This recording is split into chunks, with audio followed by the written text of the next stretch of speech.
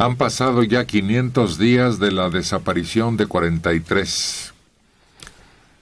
La Procuraduría ha gastado hasta el momento 13 millones de pesos en las investigaciones y búsqueda. Desde octubre de 2014 hasta la fecha. En indagatorias, análisis, viáticos, publicaciones para difundir recompensas con el fin de ayudar en la búsqueda. Pero nada, no ha dado resultado. Incluso acuérdense que se mandaron a un instituto de medicina de la Universidad de Innsbruck en Austria, con otro gasto también muy considerable. Y pues nada ha dado resultado, no porque no se haya conseguido eso, sino que no logran el convencimiento. Claro. No es convincente la versión que impulsa el gobierno. Y ahí nos vamos a quedar. Ahí estamos atascados. Sí, y se suma ahora el descubrimiento de fosas en su búsqueda que incidentalmente fueron encontradas, y todavía más en Veracruz, 5 muchachos que, como por arte de magia, así de plano, evaporados o borrados, o en qué situación tan extrema estados, que parecían seguros, tranquilos. Y el hecho de que desaparezcan, que no los maten y aparezcan los cadáveres, como ocurre con la generalidad de los casos, sino que no se sepa de ellos. Que no se pida recompensa tampoco. Así es. Ni que haya un recado, ni que haya nada. Que no haya testigos, más que con lo que se cuenta, que no es suficiente. Sí, no son creíbles. Hay una calificación que nos está dando el Parlamento Europeo. Habla precisamente de la desaparición de los 43. Son los males que padece México, dicen. Impunidad, corrupción, violencia, narco, tortura. La delegación del Parlamento Europeo, que mañana comenzará una visita a propósito de conocer de primera mano la situación que vivimos en cuanto a derechos humanos.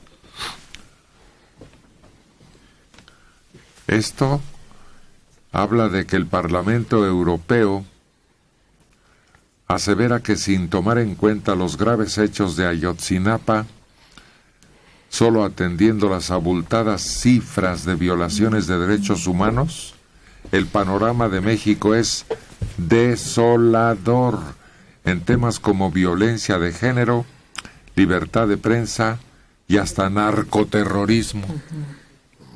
Y es que además los 43 solo son una pequeña muestra de todo lo que se iba moviendo en el país.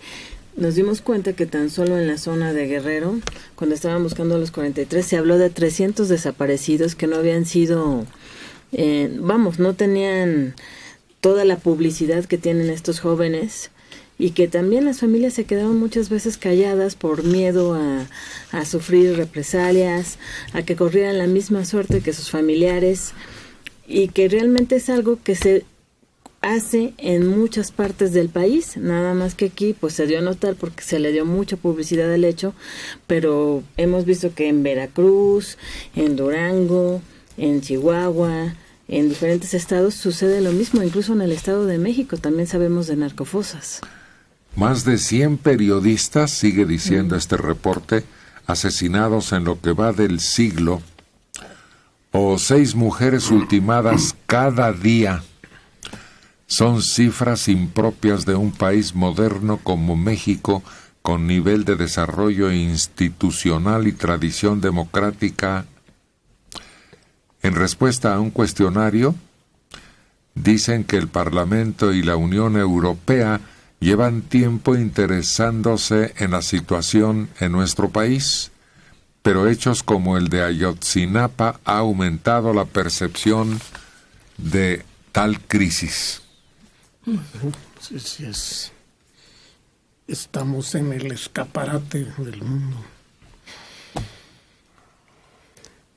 Sí, no escapamos a la atención de estos grupos que pugnan por imponer derechos humanos internacional. Es que además me parece que uno de los problemas que surgieron con la transición es que se pensó la transición simplemente en términos de la alternancia presidencial y la democracia. Y entonces creímos que con el voto y con una nueva fuerza de la lucha entre partidos en el Congreso, quitándole la mayoría al presidente, digamos, abriendo la vida democrática del país, que no existía, porque aunque diga el Parlamento de nuestra tradición democrática, pues la tradición democrática se reduce del 2000 para acá. Realmente no habíamos tenido oportunidad de la alternancia. Pero el problema es que se apostó todo a que eso resolvía, que una vez instaurada la democracia, todos los dones se iban a derramar sobre el país e iba a cambiar. Pues debería ser. Debería ser, pero nadie pensó en toda esa estructura que se creó durante 50 años, corrupta e impune. No era nada más extirpar el tumor, o sea, había que dar quimioterapia y un tratamiento amplio para empezar a quitar todos esos elementos de corrupción, que es lo que no hizo el sistema cuando llegó. El panismo no se metió a tocar absolutamente nada. Obviamente hoy estamos con ese cáncer ahí y no han sabido cómo erradicarlo, cómo tratarlo, el diagnóstico es muy claro, pero el remedio no.